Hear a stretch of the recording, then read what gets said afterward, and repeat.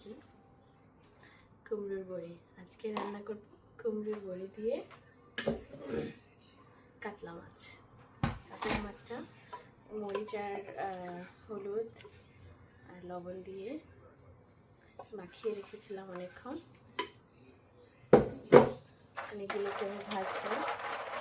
যদিও আমি ইউটিউব দেখে দেখে শিখেছি এবং আমার ট্র্যাডিশনাল রান্নার প্রতি আমার খুব একটা ঝোঁক।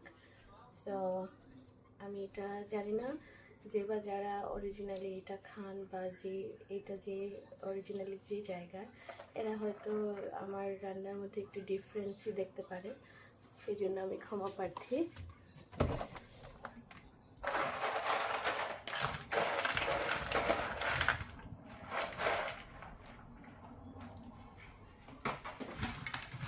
ভালো করে ভেজে নেব।